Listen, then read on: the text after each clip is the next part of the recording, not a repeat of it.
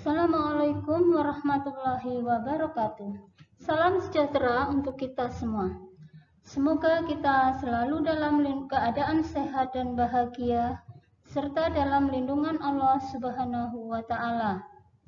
Berjumpa kembali dengan materi IPA kelas 8 bersama saya, Ibu Wahdiatun Kurniasari. Pokok bahasan kita kali ini adalah tekanan zat dan penerapannya dalam kehidupan sehari-hari.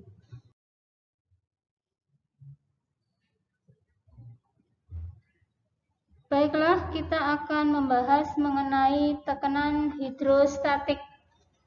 Apa itu tekanan hidrostatik? Tekanan hidrostatik adalah tekanan dalam zat cair yang disebabkan oleh berat zat cair itu. Fluida adalah zat yang dapat mengalir. Kita ingat bahwa wujud zat ada 3, yaitu zat padat, zat cair, dan gas. Zat yang tergolong fluida adalah zat cair dan gas. Zat cair dan gas memiliki massa, sehingga memiliki berat, dan pada saat berada di suatu tempat yang memiliki luas tertentu, dapat menghasilkan tekanan.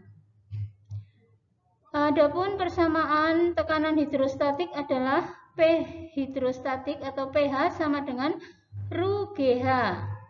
Dengan pH tekanan zat cair satuannya Newton per meter persegi. ρ adalah massa jenis zat cair, satuannya kilogram per meter kubik. G adalah percepatan gravitasi, satuannya meter per sekon pangkat 2. Sedangkan H adalah kedalaman zat cair, satuannya meter.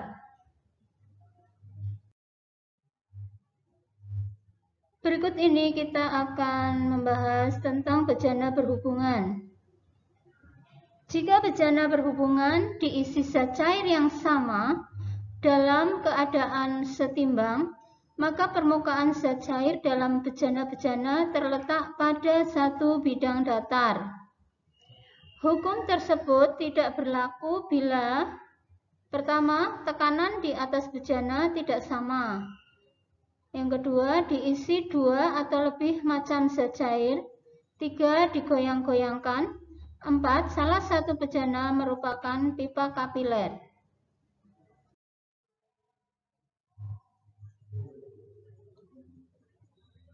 Berikutnya, kita akan membahas tentang hukum Pascal.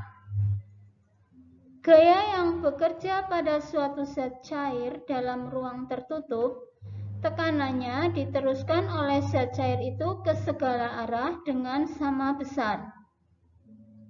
Persamaan hukum Pascal yaitu F1 per A1 sama dengan F2 per A2.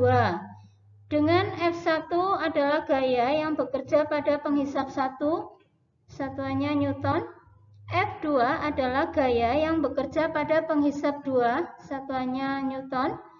A1 adalah luas penampang penghisap 1, satuannya meter persegi, dan A2 adalah luas penampang penghisap 2, satuannya meter persegi. 1 Pascal sama dengan 1 Newton per meter persegi. Adapun alat-alat yang bekerja berdasarkan hukum Pascal antara lain: 1. Dongkrak hidrolik. 2. Mesin pengangkat mobil hidrolik. 3. Kempa hidrolik. 4. Elevator hidrolik. 5. Rem hidrolik.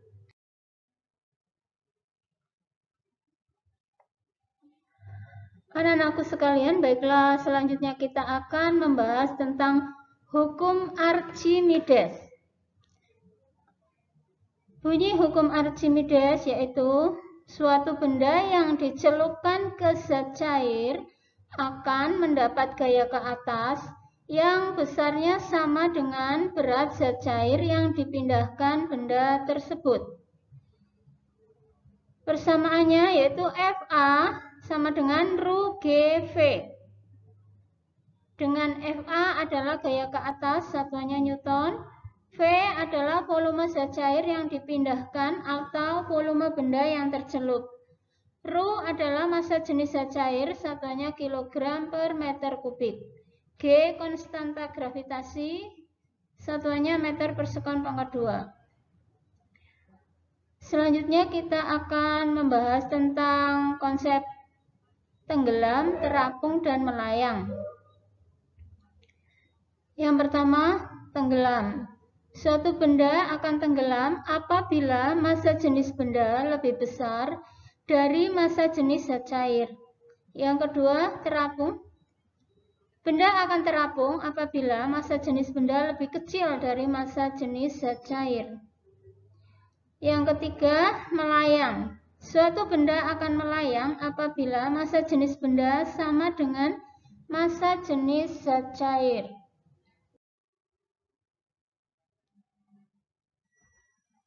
Adapun penggunaan prinsip hukum Archimedes dalam kehidupan sehari-hari antara lain, yang pertama pada kapal laut, yang kedua galangan kapal, yang ketiga pada hidrometer, yang keempat pada jembatan ponton.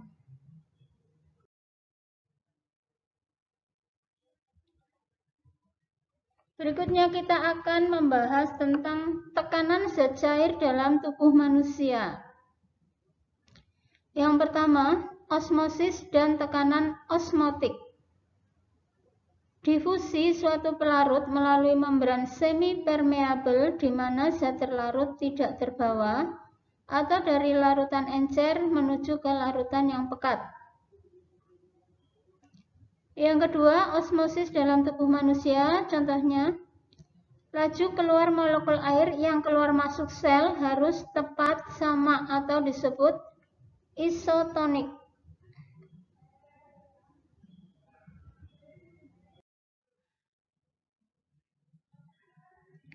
Yang ketiga, tekanan pada zat cair mengalir.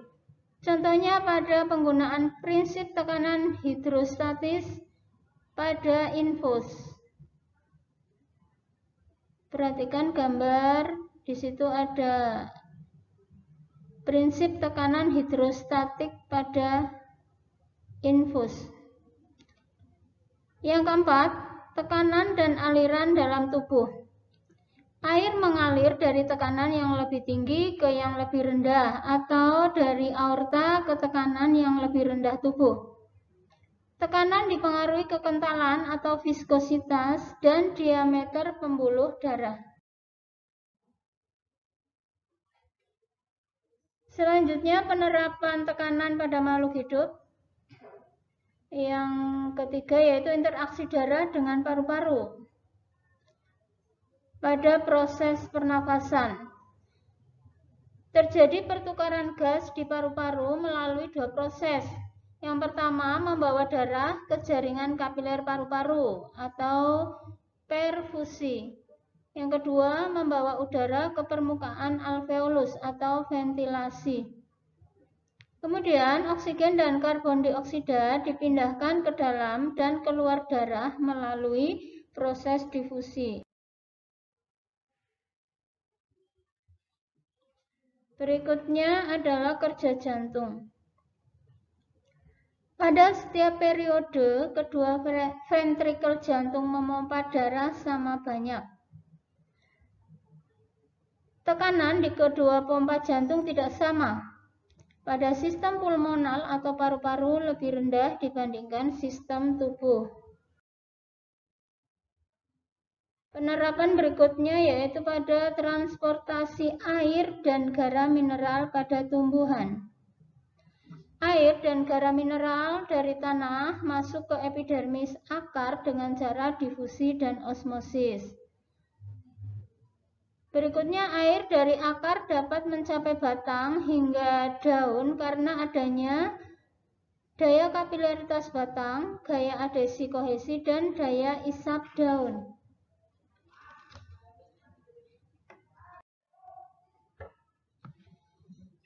Demikian tadi pembahasan mengenai tekanan zat dan penerapannya dalam kehidupan sehari-hari. Anak-anakku tetap semangat belajar ya, demi masa depan kalian. Dan semoga apa yang sudah saya sampaikan bermanfaat bagi kita semua. Terima kasih. Wassalamualaikum warahmatullahi wabarakatuh.